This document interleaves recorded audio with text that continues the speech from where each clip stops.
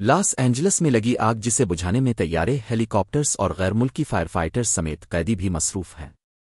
امریکی ریاست کیلیفورنیا کے شہر لاس اینجلس میں بڑے پیمانے پر تباہی پھیلانے والی آگ کو بجھانے کی کوششوں میں صرف امریکی سرکاری ادارے ہی نہیں بلکہ غیر ملکی فائر فائٹرز اور ہزاروں مرد اور خواتین قیدی بھی حصہ لے رہے ہیں۔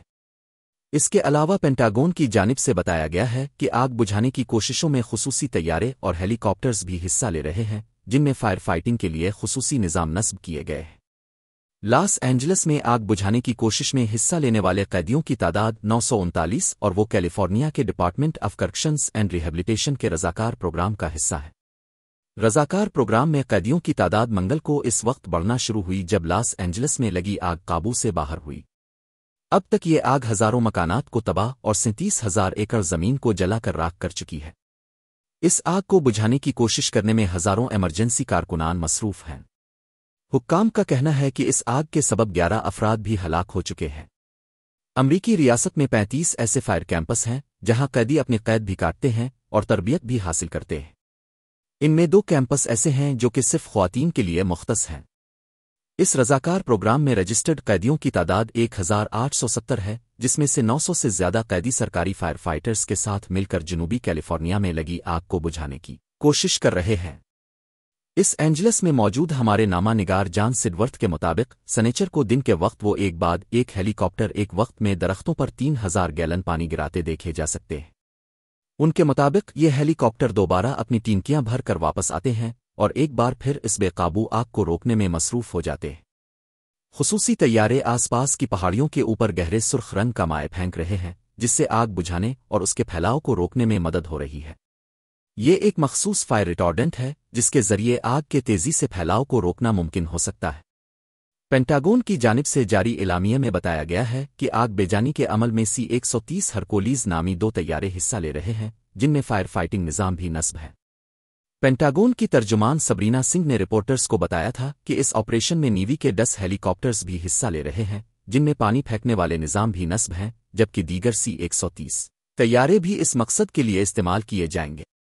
مقامی میڈیا کے مطابق پینٹاگون حکام کی جانب سے بتایا گیا ہے کہ کیونکہ یہ آگ عام طور فائر فائٹنگ سیزن کے دوران نہیں لگی، اس لیے کچھ C-130 طیاروں میں دوبارہ modular airborne fire fighting system کے یونٹس فٹ کیے گئے ہیں تاکہ ان کارگو طیاروں کو فائر فائٹنگ کے قابل بنایا جا سکے۔ دوسری جانب ہمسایہ ملک میکسیکو کی جانب سے امریکہ میں اس آگ سے نمٹنے کے لیے 70 فائر فائٹرز اور ریلیف ورکرز بھیجے گئے ہیں۔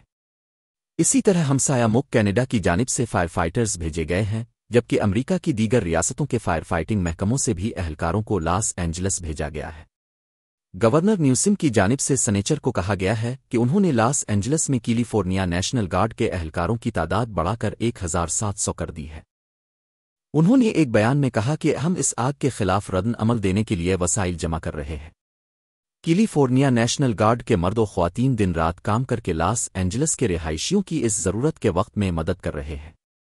اس وقت جیل سے باہر ان قیدیوں کو نارنجی یونیفارم میں California department of forestry and protection CDCR کے فائر فائٹرز کے شانہ بشانہ کام کرتے ہوئے دیکھا جا سکتا ہے۔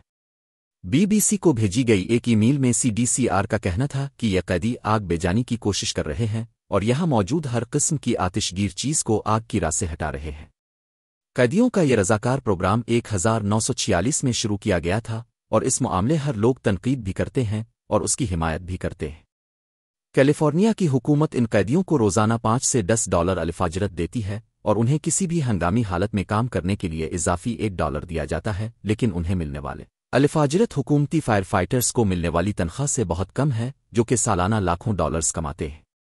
رائل رامی نامی ایک سابق قیدی کہتے ہیں کہ آپ قیدیوں کو اپنے ساتھ کام کرنے والے لوگوں کے مقابلے میں چند کوڑیاں ملتی ہیں۔ اگر آپ آگ بجھانے کی کوشش کے دوران ہلاک ہو جاتے ہیں تو آپ کو کوئی فوائد نہیں ملتے، آپ کو کوئی انعام نہیں ملے گا اور نہ ہی آپ کو ایک فائر فائٹر تسلیم کیا جائے گا۔ تاہم رامی کہتے ہیں کہ یہ کم الفاجرت بھی باقی ریاستی جیلوں میں مشقت کے ذریعے ملنے والی رقم سے زیادہ ہے۔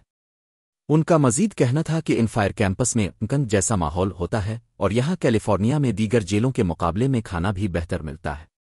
CDRC کا کہنا ہے کہ ان کیمپس میں شرکت کرنے والے قیدی کچھ خدمات کے ذریعے اپنی قید کا دورانیہ بھی کم کروا سکتے ہیں۔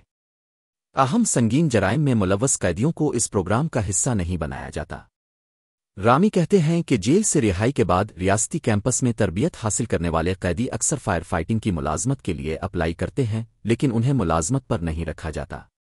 ان کا کہنا ہے کہ یہاں توہین عہد کا عنصر موجود ہے۔ جب لوگ فائر فائٹر کے بارے میں سوچتے ہیں تو ان کے دماغ میں ایک ہیرو کی تصویر آتی ہے، نہ کہ کسی ایسی شخص کی جو جیل میں بند رہا ہو۔ رامی نے اسی سب کو مد نظر رکھتے ہوئے ایک ادارے کی بنیاد رکھی تھی جس کا مقصد قیدی فائر فائٹرز کے مسائل کو حل کرنا اور کیلیفورنیا میں فائر فائٹرز کی کمی کو پورا کرنا تھا۔